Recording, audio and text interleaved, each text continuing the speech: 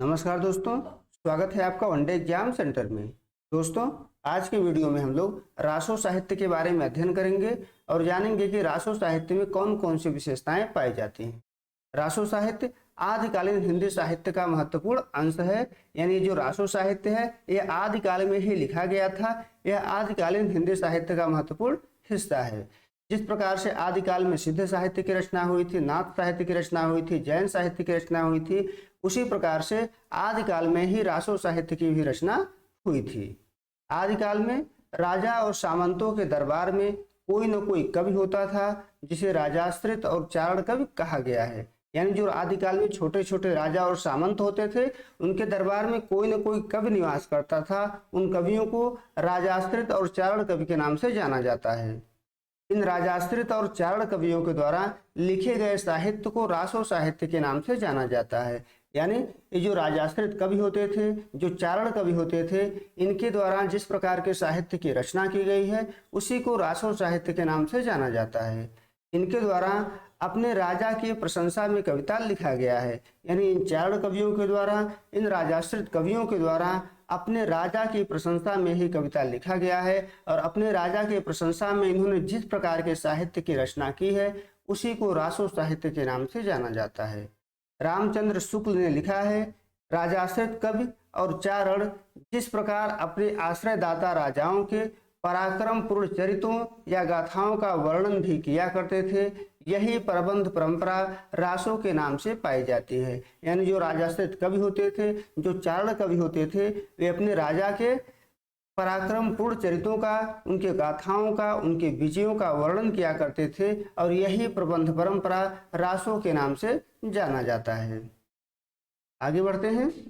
रासो शब्द का उद्भव किस प्रकार हुआ, विद्वानों में इस पर मतभेद है। यानी ये जो रासो शब्द है ये कैसे उत्पन्न हुआ, किस प्रकार से इसका उद्भव हुआ, हिंदी में विद्वानों के बीच इसमें मतभेद है। हजारी प्रसाद द्विवेदी का मानना है कि जो रासो शब्द है इसका उद्भव रासक शब्द से हुआ है। गरसा दत्ता से और हर प्रसाद शास्त्री ने माना है कि जो रासो शब्द है इसका उद्भव क्रमशः राजसूय से और राजयश से हुआ है। यानी गरसा दत्तासी का मानना है कि रासो शब्द का उद्भव राजसूय से हुआ है और हर प्रसाद शास्त्री का मानना है कि रासो शब्द का उद्भव राजयश से हुआ है। आगे बढ़ते हैं। रामचंद्र शुक्ल ने रासो का उद्भव रसायन शब्द से माना है और उन्होंने लिखा है कि विसल देव रासो में काव्य के अर्थ में रसायन शब्द बार बार आता है, अतः हमारी समझ में रसायन शब्द से होते होते रासो हो गया है। यानी शुक्ल जी का मानना है कि जो विसल देव रासो हमीर देव के द्वारा विसल देव रासो जो ग्रंथ लिखा गया है, इसी ग्रंथ में रसायन शब्द बार बार आता है और जो रसायन शब्द है यही धीरे धीरे होते होते रासो शब्द हो गया है, रासो शब्द में परिवर्तित हो गया है। आगे बढ़ते हैं और देख लेते हैं रासो काव्य में कौन कौन सी विशेषता पाई जाती है। रासो साहित्य की जो पहली विशेषता है वह रासो काव्य में वीर रस की प्रधानता है।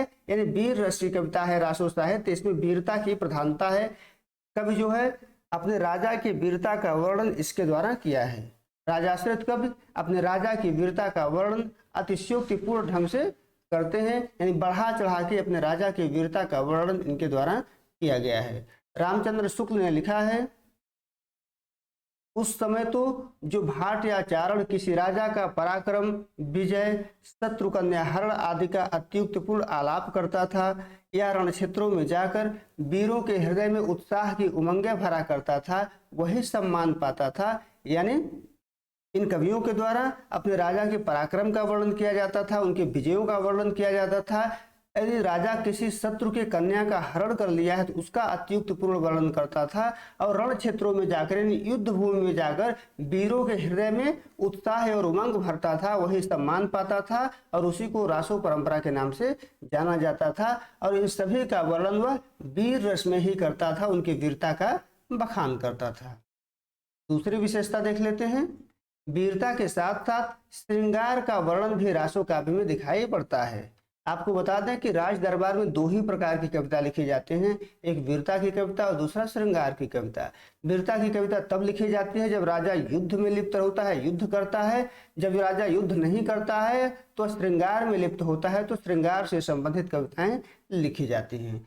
जो नरपति नाल का बिसल देव रासो है, यह बिसल देव रासो क्या है? एक श्रृंगार पर आधारित ग्रंथ है। ऐसा ही ग्रंथ है जिसमें श्रृंगार के दोनों पक्षों संयोग और वियोग का चित्रण मिलता है, लेकिन इस ग्रंथ में वियोग वर्णन की प्रधानता है।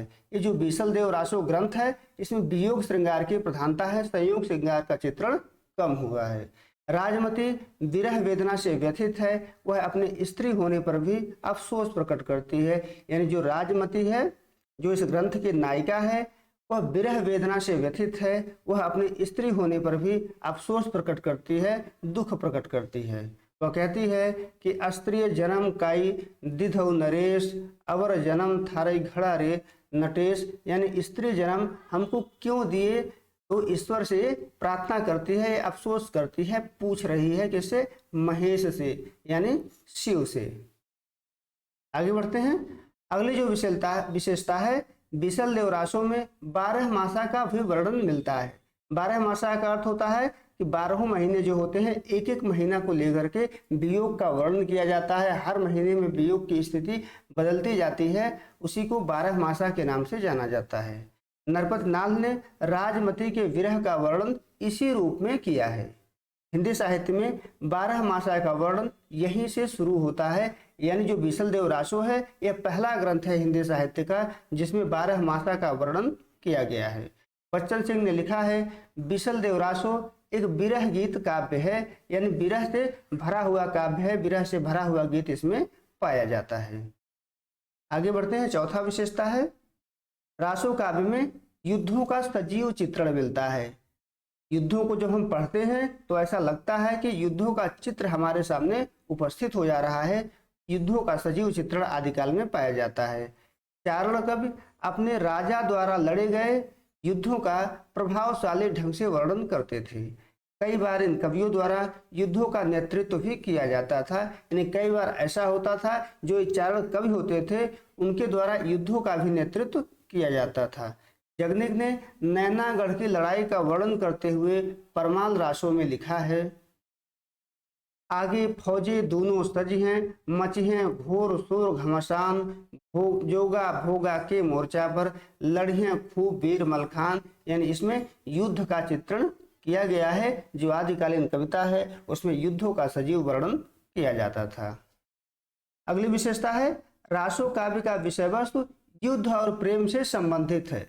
युद्ध और प्रेम से संबंधित है। हमने आपको पहले बता दिया कि राज दरबार में दो ही प्रकार की कविता लिखी जाती है, एक युद्ध से संबंधित, दूसरा प्रेम से संबंधित। जब राजा युद्ध लड़ता है तो युद्ध से संबंधित कविता होती है, जब राजा युद्ध नहीं लड़ता है तो प्रेम में लिप्त होता है, तब प्रेम से संबंधित कविता लिखी जाती है।